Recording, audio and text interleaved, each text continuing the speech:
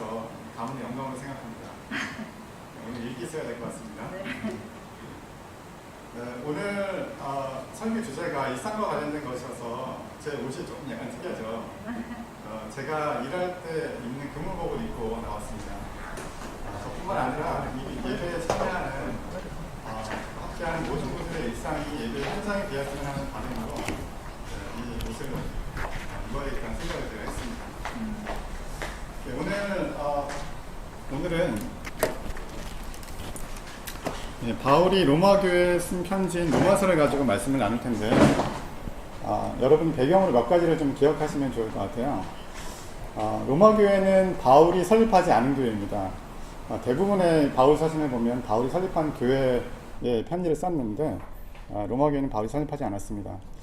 BC 63년에 그 로마가 유대를 정복을 했는데 이때 유대인들을 포로로 잡아서 로마로 데려간 거라고 생각을 합니다. 그들이 로마에 정착을 했고 또 그들을 통해서 로마에 유대교를 믿는 그런 이방인들이 생겨났습니다. 그리고 사도행전 2장에 보면 이들이 이제 오순절 때 예루살렘을 방문을 하죠. 예루살렘에서 성령의 역사를 경험하고 베드로가 한 설교를 듣고서 아마도 예수님을 믿게 될 그리스도인이 되고 이들이 로마에 가서 교회를 세웠다고 생각을 합니다. 그리고 바울은 로마에 가본 적도 없죠. 그래서 로마 교회의 어떤 상황이라든지 그 교회 성도들에 대해서 자세하게는 알지는 못합니다. 또 한 가지 기억을 할 것은 바울이 로마서를 기록을 한 곳이 바울의 선교 여행 중에 고린도에서 기록을 했다고 알려져 있습니다. 고린도 교회는 바울이 세웠고 그렇기 때문에 이제 바울이 그 교회 여러 가지 문제나 상황들에 대해서 아주 자세하게 알아요. 그래서 고린도 전서와 후서를 보면 고린도 교회 여러 가지 문제들에 대해서 이제 많이 나와 있고 바울이 거기에 대해서 이제 처방을 주는 것을 볼 수가 있습니다. 그래서 바울이 로마 교회에 편지를 쓸 때 로마서를 기록을 할 때 자신이 잘 알고 있는 고린도 교회 성도들의 상황을 생각하면서 또 자신이 거주하고 있었던 고린도 교회의 상황을 아마 참고해서 기록을 했을 거라고 생각을 해요. 당시 로마 제국에 여러 도시들이 있었는데 사실은 도시의 크기가 차이가 있지 도시의 어떤 구조나 시스템이라든지 문화가 비슷하고 또 디아스포라 유대인과 또 하나님을 믿는 이방인 그리스도인들이 처한 환경이 아주 비슷했기 때문에 다른 도시에 있는 그런 교회들의 상황이 비슷하다고 보시면 될 것 같아요. 그래서 이제 로마서와 고린도 전후서에 공통된 이슈들이 나오는데 고린도 교회를 통해서 이 로마 교회 상황을 좀 더 잘 이해할 수가 있습니다. 그래서 제가 로마서를 주로 이제 말씀을 나누지만 고린도 전후서에 있는 내용들을 조금 이제 같이 설명을 해드리려고 합니다. 로마서 12장 1절에 보면 그러므로 형제들아 내가 하나님의 모든 자비하심으로 너희를 권하노니라고 이렇게 말씀을 하고 있습니다. 여기서 그러므로라고 이제 기록이 되어 있는데 여러분들 바울 서신을 이렇게 자세하게 보다 보면 바울 서신 중간쯤에 그러므로라고 이제 해서 기록된 부분들이 더 나와요. 에베소서 보면 에베소서는 1장부터 6장까지 있는데 4장이 그러므로로 시작을 합니다. 그리고 골로새서도 1장부터 4장까지 있는데 3장이 그러므로로 시작을 해요. 그래서 그러므로로 이제 나뉘어지는데 그러므로 이전 부분은 어떤 신학적인 원리나 이론에 대한 부분이라고 보시면 여러분 이해하기가 좀 편하고요. 그러므로 이후의 부분은 그래서 우리가 어떻게 살아야 되는지 실천적인 부분에 대해서 이야기하고 있는 것입니다. 그렇게 여러분 이해를 하시면 조금 도움이 되실 것 같아요. 그래서 로마서 12장 1절에 그러므로라고 여기서 시작을 하고 있는데 그 앞부분의 내용을 짧게 요약을 하면 너희가 율법의 행위가 아니라 하나님의 은혜로 말미암아 믿음으로 구원을 얻었다는 것입니다. 하나님의 은혜로 너희가 구원을 얻었기 때문에 이제는 어떻게 살아야 하는지 그 이유에 이제 설명을 해주고 있어요. 그래서 이제 1절 뒷부분에 보면 뭐라고 얘기를 하고 있냐면 너희 몸을 하나님이 기뻐하시는 거룩한 산 제물로 드리라. 이는 너희가 드릴 영적 예배니라 라고 기록을 합니다. 간단히 말하면 그러므로 너희는 영적 예배를 드려라 라고 얘기를 하고 있어요. 여기서 영적인 것에 대해서 잠깐 생각을 해볼 텐데 이제 생각을 해보면 뭐 영적인 교회 이제 영적인 권사님 또는 영적인 장로님 또는 영적인 목사님 하면 어떤 게 떠오르세요?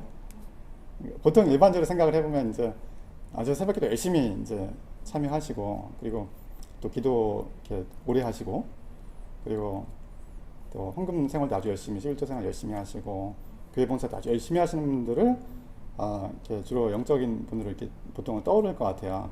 그래서 영적인 것을 주로는 어떤 예배라든지 또는 기도, 또 헌금 또는 교회 생활 이런 것들, 이런 어떤 종교적인 것들로 생각하는 경향이 있어요.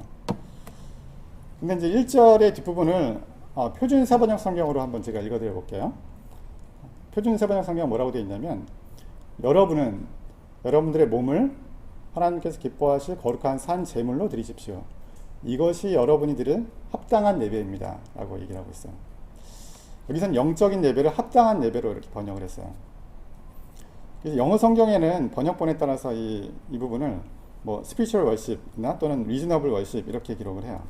번역본에 따라 조금 다른데, 그래서 이 영적인에 대한 그 원문에 이제 헬라어는 로기켄이라는 단어를 쓰는데, 로기켄이라는 거는 로고스 말씀이죠. 요한복음에서는 예수님을 로고스로 표현을 하고 있는데, 로고스라든지 또는 로직, 영어 로직,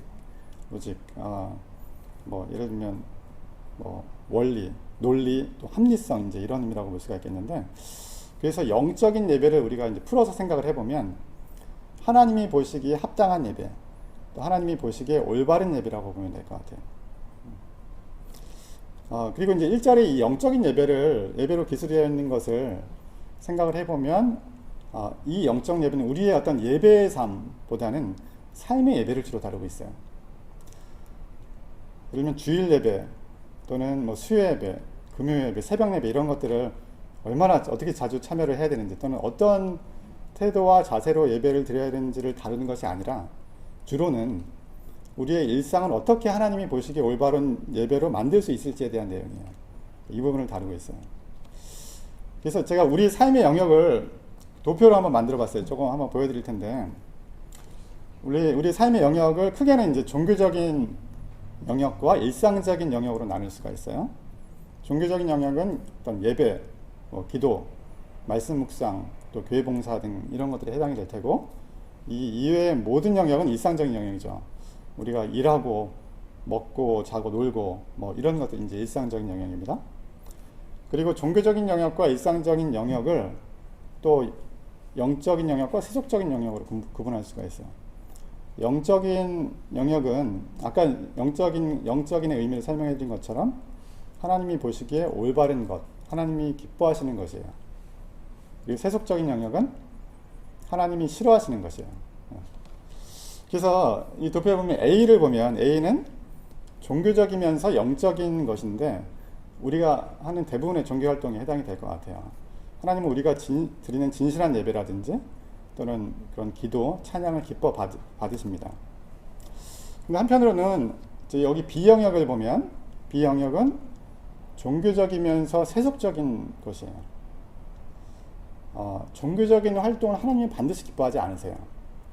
그 복음서에 보면 예수님이 바리새인들의 금식과 기도를 비판하시는 것이 나오는데, 우리가 바리새인처럼 어떤 위선적인 신앙생활을 한다면 하나님 기뻐하시지 않을 거예요.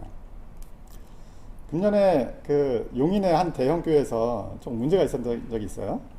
그래서 그 교회 담임 목사님이 그 심야에 그 교회 여전사님하고 이제 주차장 안에서 데이트를 한 게 이제 좀 발각이 됐어요. 좀 문제가 생겼는데, 목사님이 이제 얘기를 하시기를, 그 여전사님하고 차 안에서 방언 기도도 하면서 영적 교제를 나눴다, 이렇게 얘기를 하세요. 근데 이제 이런 데다 사실 영적이라는 말이 사실 어울리지가 않습니다. 그분이 방언 기도를 한 것은 인정을 해요.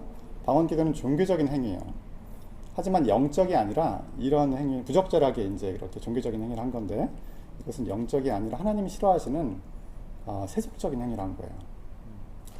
그래서 오늘 말씀은 주로는 종교적인 영역보다는 이제 일상적인 영역에 대해서, 여기 보면 도표에 보면 C와 D의 영역인데, 여기 관련돼서 얘기를 좀 나눌 텐데, 사실은 일상적인 영역이 우리의 삶의 대부분을 차지하기 때문에 그리스도인의 삶의 성패는 우리의 일상적인 삶을 어떻게 살아가느냐에 달려있다고 볼 수가 있습니다. 제가 뭐 처음 병원을 시작할 때 교회 같은 병원을 생각을 했어요. 그래서 저희 직원을 2명 뽑았는데 자격 요건 중에 기독교인이 있었어요. 그래서 기독교인 2명을 뽑았고, 그리고 이제 뭐 매일마다 아침에 기도 모임을 했어요. 직원들하고. 그리고 일주일에 한두 번 성역 공부도 같이 했어요. 그리고 뭐 성탄절 때 이제 떡을 이렇게 좀 준비해가지고 그 저희 상가에 교회가 있거든요. 교회하고 협력해서 떡을 준비해가지고 그리고 전도 메시지 같은 거 넣어가지고 상가에 다 돌렸어요. 이렇게 전도 뭐 활동 같은 것도 했는데 이런 것들이 의미가 있어요. 의미가 있지만 일상에서 예배의 삶의 본질은 일상에서 하는 이런 종교적인 행위들이 있는 게 아니에요. 우리가 하는 일과 그 삶 자체를 통해서 하나님이 기뻐하시는 예배를 드리는 것이 본질이에요. 조금 다르죠. 우리가 우리의 삶의 대부분을 보내는 일과 관련돼서 한번 생각을 해보려고 해요. 여기에서 일은 돈 버는 일을 의미하지 않아요. 돈 안 벌어도 이제 일입니다. 어떻게 보면 우리의 삶에 주어진 역할이라고 보면 될 것 같아요. 학생은 이제 공부하는 게 일이죠. 또 주부는 살림하고 또 자녀들 돌보는 게 일이에요. 문제는 우리의 그 일상의 삶, 그 일들을 세속적으로 할 수도 있고 또 영적으로 할 수 있다는 거예요. 그러면 이제 일을 세속적으로 한다는 것이 무엇인지, 어떻게 하면 그 일상적이면서 세속적인 영역에서 일상적이면서 영적인 영역으로 나아갈 수 있을지에 대해서 한번 생각을 해보려고 해요. 먼저 일을 이제 세속적으로 한다는 것은 별 생각 없이 이제 일을 하는 거죠, 그냥. 세상 사람들이 하는 것처럼 잘 먹고 잘 살기 위해서 일하는 것이고, 또 어쩔 수 없어서 이제 이렇게 살기 위해서 일을 하는 거예요. 그러면서 많은 그리스도인들이 아담과 하와를 원망을 해요. 그들이 죄만 짓지 않았어도 내가 이렇게 힘들게 일하지 않으면서, 평생 일하지 않으면서 놀고 먹고 살 수 있었을 텐데, 이렇게 이제 원망을 하기도 합니다. 그런데 이제 아담과 하와가 죄를 짓지 않았더라도 우리는 이제 일을 해야 했을 거예요. 우리가 한 가지 잘못 알고 있는 것 중에 하나는 아담과 하와의 죄의 대가가 일이 아니라 그 죄의 대가는 우리의 일이 힘들어진 거예요. 죄를 짓지 않았으면 우리 일이 이렇게 힘들지 않을 거고 즐겁게 일할 수 있을 거예요. 창세기에 보면 하나님께서 일하셨잖아요. 하나님께서도 일을 하셨듯이 일은 아주 선하고 또 좋은 거예요. 귀한 거예요. 그래서 어떻게 하면 그 세속적인 일을 영적인 일로 바꿀 수 있을지에 대해서 한번 생각을 해볼 텐데, 제가 두 가지를 말씀드리려고 해요. 첫 번째는 일하는 동기가 바뀌어야 됩니다. 일하는 동기가. 돈을 벌기 위해서, 생계를 위해서 일하는 것이 매우 중요해요. 이것을 경시하는 분들도 덜어 있는데, 어떤 아주 이제 크리스찬인데 아주 이제 아주 영적인 분인 것 같아요. 어떤 분이 그런 얘기를 하신 적이 있어요, 예전에. 나는 더 이상 돈을 벌기 위한 목적으로 일을 하지 않겠다, 이렇게 선언하셨어요. 그러니까 하나님의 영광을 위해서 일을 하는데 돈을 벌기 위해서 이렇게 그런 목적으로 일을 하지 않겠다, 이렇게 얘기하셨는데, 저는 그분은 그 돈 버는 거를 좀 약간 경시하는 것 같아서 조금 아쉬운 부분이 있는데, 저는 그렇게 생각하잖아요. 밥벌이는 아주 거룩한 거예요. 우리가 열심히 일을 해서 그 노동의 대가로 다른 사람의 도움 없이 우리의 삶을 꾸려나가고, 또 그걸로 다른 사람을 도울 수 있다면 정말 그거는 아주 귀한 일이라고 생각을 합니다. 하지만 돈을 벌기 위한 것이 일의 유일한 목적이 되어서는 안 되는 거예요. 하나님이 인간에게 주시는 가장 큰 계명은 하나님 사랑과 이웃 사랑입니다. 우리는 예배를 통해서 하나님에 대한 사랑을 표현한다면 일을 통해서 이웃 사랑을 표현해요. 우리가 하는 대부분의 일은 누군가를 돕고 섬기는 역할을 해요. 우리가 그 일을 소홀하게 되면 누군가는 불편해지고 또 누군가는 공경에 빠질 수도 있어요. 사장님이 우리에게 일을 시키고 또 직장 상사가 우리에게 일을 시켜서 할지라도 그 일을 주님이 맡기신 것처럼 내가 하는 일을 통해서 그 도움을 받을 사람들을 생각하면서 한다면 하나님께서 그 일을 기뻐하실 거예요. 그래서 골로새서 3장 23, 24절 말씀을 보면, 제가 이제 읽어드릴 텐데, 무슨 일을 하든지 마음을 다하여 주께 하듯 하고 사람에게 하듯 하지 말라. 이는 기업의 상을 주께 받을 줄 아나니 너희는 주 그리스도를 섬기느니라. 이렇게 얘기를 하고 있어요. 우리는 일을 통해서 이웃을 섬길 뿐만 아니라 예수님을 섬깁니다. 이것이 바로 일상에서 드리는 예배예요. 영적인 예배입니다. 우리의 일이 영적인 예배가 되기 위한 두 번째는 일 가운데 하나님의 임재를 의식하고 경험하는 거예요. 저도 그런데 사실 바쁘잖아요. 일상의 삶이 아주 바쁘게 이제 일하고 쉴 틈 없이 살아가면서 하나님의 임재를 의식하는 게 참 어렵습니다. 하지만 연습과 훈련으로 충분히 가능합니다. 1924년에 파리 올림픽에서 400m의 그 경기에서 금메달을 딴 육상 선수가 있어요. 에릭 리들이라는 선수인데, 이 선수가 금메달을 따고 이제 한 2년 정도 있다가 중국에 선교사로 나갔어요. 아주 신실한 크리스찬인데, 이분이 이 스토리가 이제 불의 전차라는 영화로 나왔어요. 나중에 기대시면 보시는데, 이분이 그런 고백을 했어요. 나는 바람처럼 달릴 때 하나님이 기뻐하시는 것을 느낀다. 달리는 순간에 우리는 우리의 일터에서 컴퓨터 프로그램도 만들고 또 소품도 만들고 또 학생들을 가르치기도 하고 또 가족들을 위해서 음식도 준비하고 또 사업도 기획하기도 하고 어떤 프로젝트도 구상하기도 하고 또 농사를 짓기도 하고 또 뭐 코로나 예방주사를 환자들에게 놔주기도 하고 여러 가지 일들을 하는데, 우리도 역시 이런 일들을 하면서 하나님이 기뻐하시는 것을 느낄 수가 있어요. 우리가 충분히 가능합니다. 저도 사실 이 설교를 준비하면서 하나님의 임재를 경험하기 위해서 더 이제 좀 노력을 해봤는데 충분히 가능합니다. 그리고 은혜가 있어요. 그래서 이런 것이 어떻게 보면은 이 설교가 설교자에게 주는 선물이고 은혜라고 생각을 하는데, 여러분들도 꼭 적어도 한 번씩은 평신도 설교 꼭 해보시기 바랍니다. 우리의 일터에서 또 우리의 삶의 현장에서 하나님의 영광을 위해서 그리고 하나님이 주신 사명을 감당하기 위해서 열심히 일을 하고 또 그 일 가운데 하나님의 임재를 연습한다면 우리의 일상의 삶을 통해서 하나님이 기뻐하시는 영적인 예배를 드릴 수 있을 거예요. 2절에서는 2세대를 본받지 말라고 말하고 있어요. 로마교회 성도들이 본받지 말아야 할 당시의 어떤 사회적인 모습을 생각해 보면 주로는 당시에 여러 신을 숭배하는 문화와 관련이 있습니다. 로마 제국에는 아주 다양한 신들이 존재했어요. 그리스의 올림피아 신들의 영향을 받은 뭐 주피터라든지 주노, 미네르바, 비너스 등의 그런 신들도 있었고, 또 각 지역마다 도시마다 또 지역신이 있었어요. 로마에는 아폴로가 있었고, 에베소에는 우리가 뭐 많이 들어본 아뎀이라는 그런 신이 있었어요. 그리고 로마에는 황제 숭배가 있었죠. 황제를 신으로 숭배했어요. 역대 황제라든지 또는 그 당시의 황제를 신으로 숭배했어요. 그래서 이러한 신들을 위한 다양한 축제들이 각 도시마다 존재했어요. 그래서 로마 사회에서 이 그리스인이 본받지 말아야 할 것들에 대해서 한번 알아볼 텐데, 첫 번째는 고기와 관련 있어요. 고기 먹는 거. 저도 고기 좋아하는데. 그 로마 교회도 그렇고 고린도 교회도 그렇고 이 고기를 먹는 것 때문에 분쟁이 있었어요. 지중해 지역에는 바다, 그러니까 뭐 해산물이 많고 이제 한데 육류는 상당히 귀한 음식이었어요. 아주 부유해서 직접 소나 뭐 양, 염소를 키우지 않으면, 그래서 그걸 잡아먹지 않으면 1년에 그걸 몇 번 먹기 어려웠어요. 그리고 그걸 사 먹으려야 되는데 정육점에서 사 먹어야 되는데, 정육점에서 파는 대부분의 고기는 이방 신전에서 제사를 드리고 남은 고기들이 유통이 됐어요.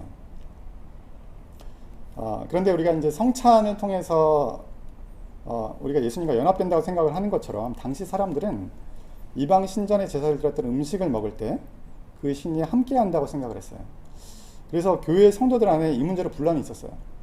일부는 먹어도 된다? 그건 별거 아니다. 그 음식이 뭐가 문제가 있냐. 또 일부는 먹으면 안 된다. 어떻게 이방 신의 제사를 드리는 음식을 먹을 수가 있냐.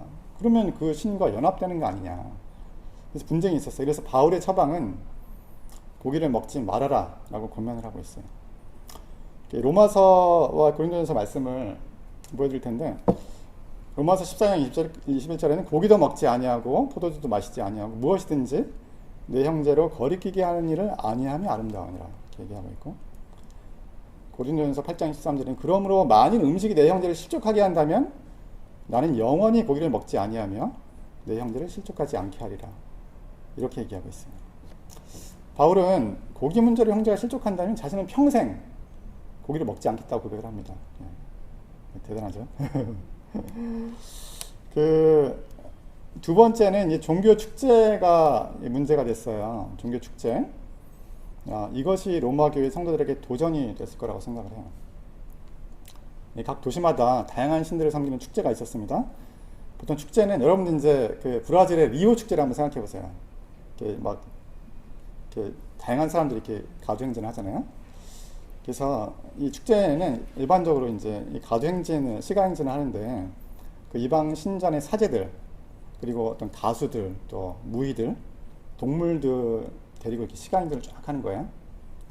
시간행진을 쫙 하고 제일 끝에 그 동물을 죽여서 이제 희생제사를 드려요. 이방신한테 희생제사를 드리고 그리고 그 죽인 동물의 고기를 같이 나눠 먹어요.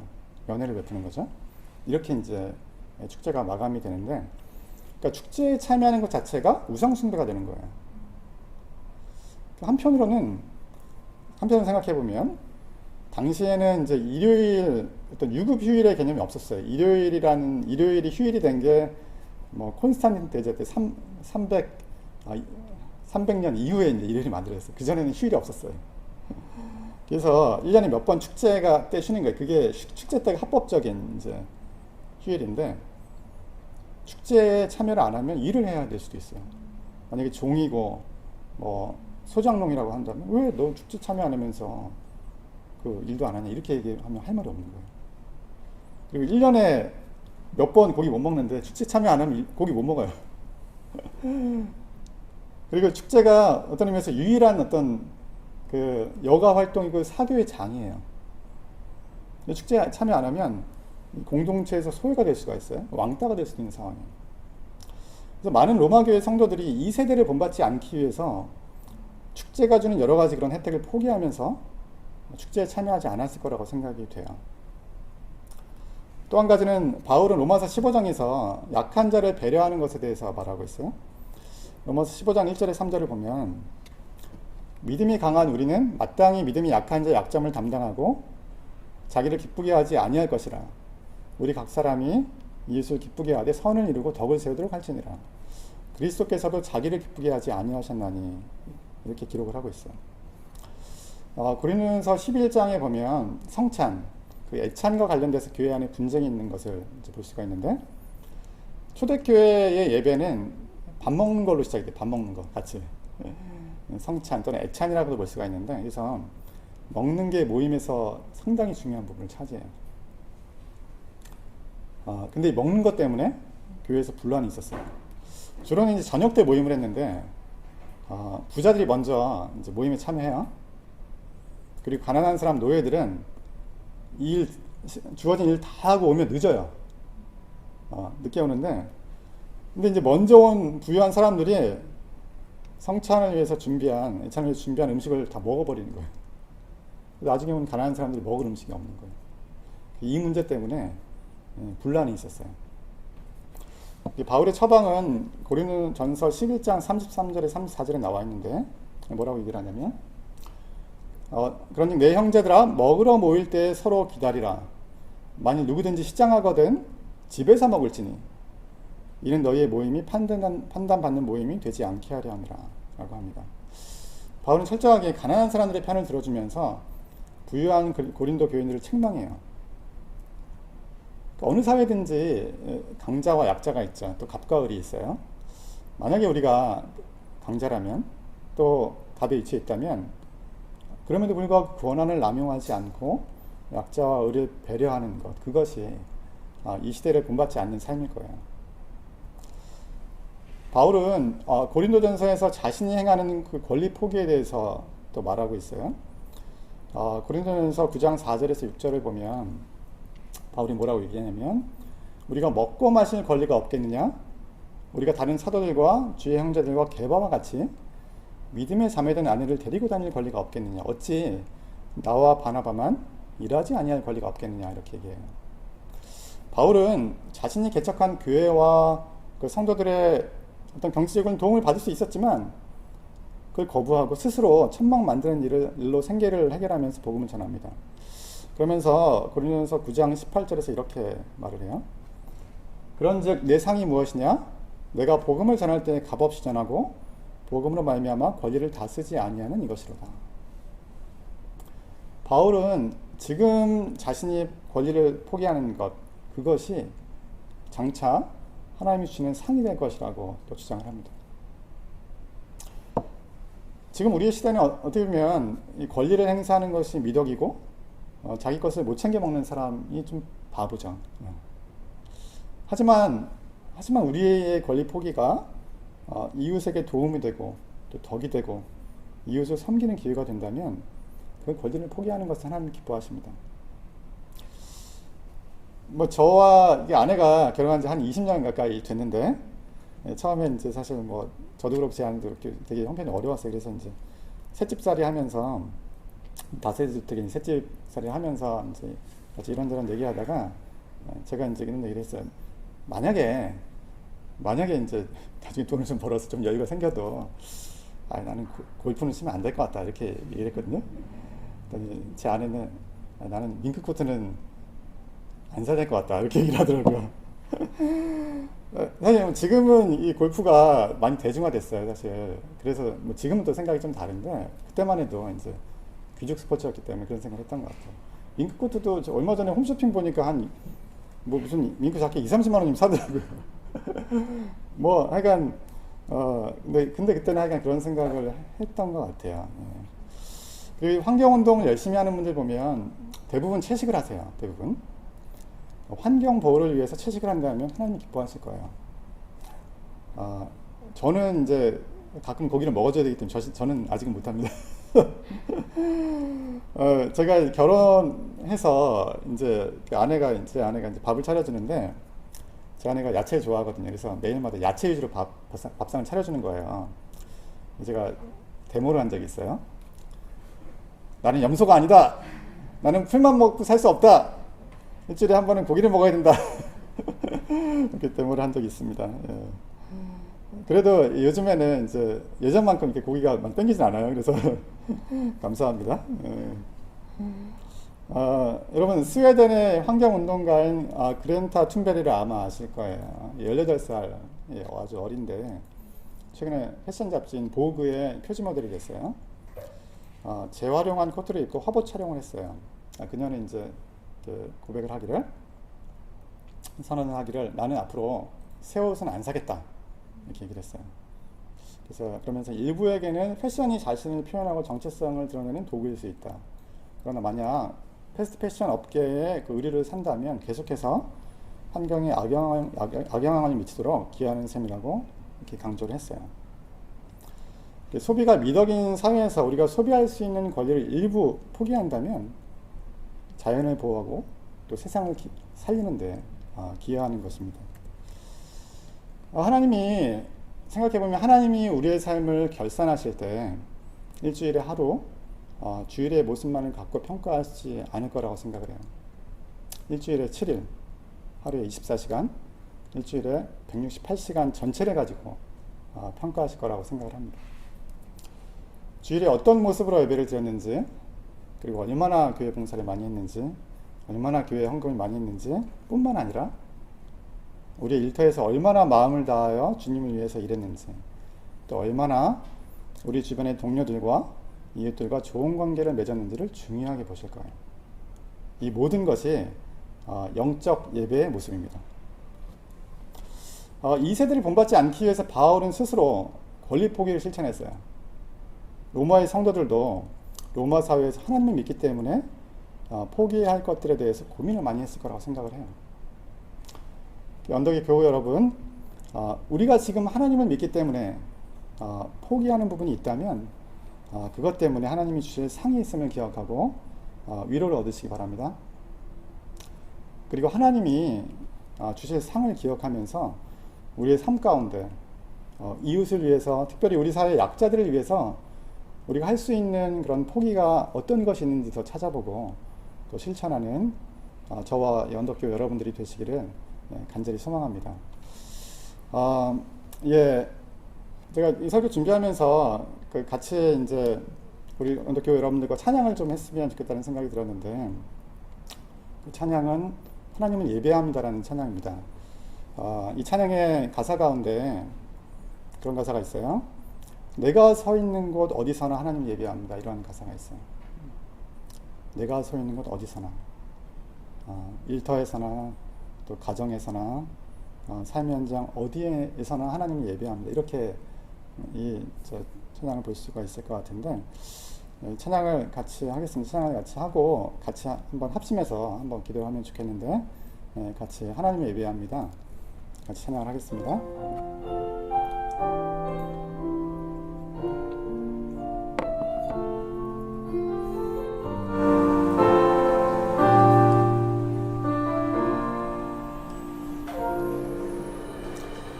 나는 하나님을 예배하는 예배자입니다.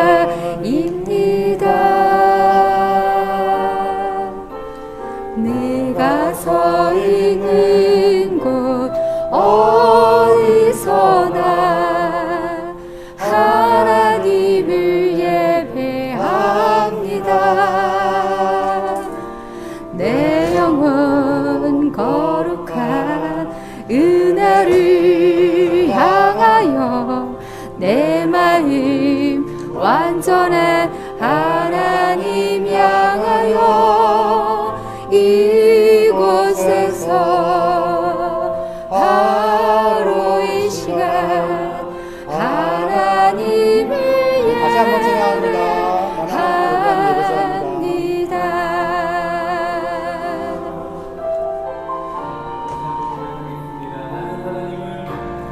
나는 하나님을 예배하는 예배자입니다.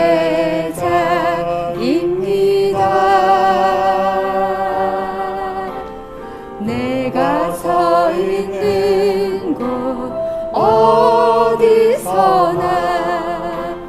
하나님을 예배합니다.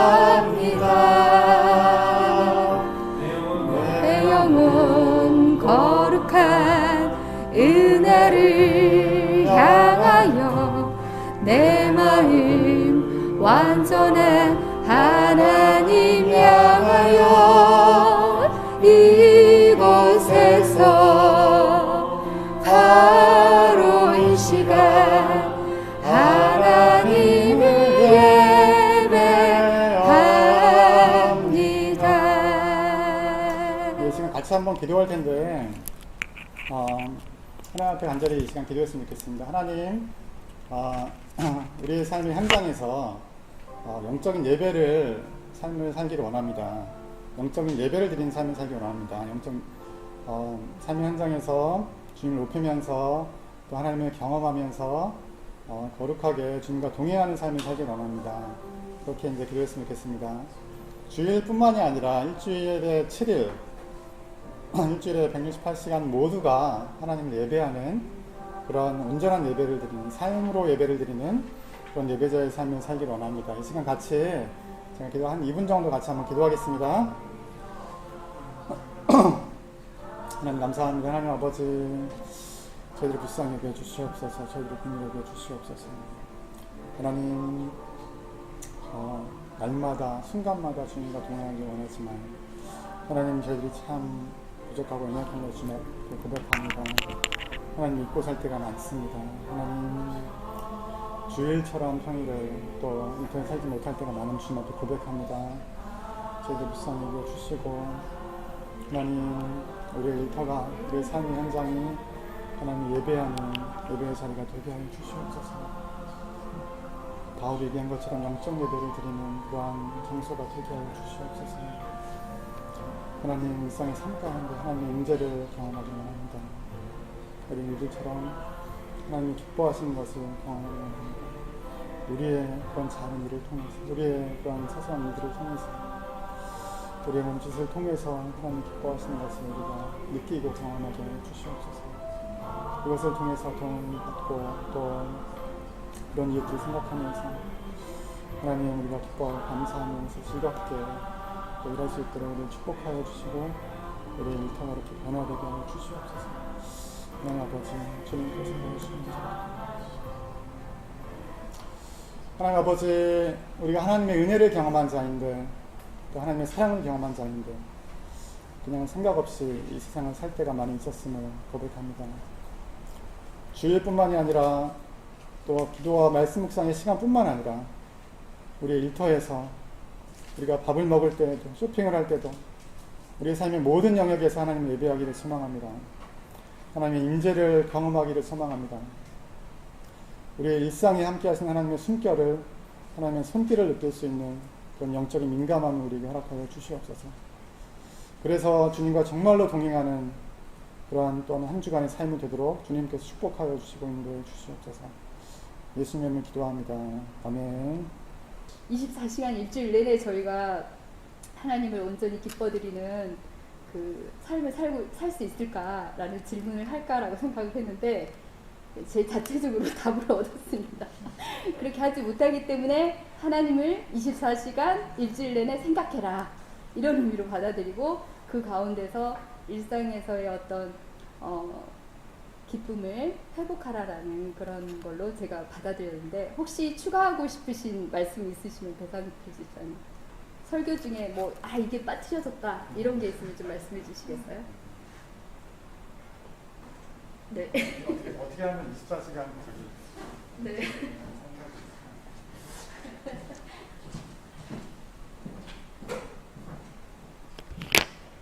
제가 24시간 주님과 동행하는 삶을 살리라고 생각하고 이런 질문을 하지는 않으셨을 거라고 생각합니다.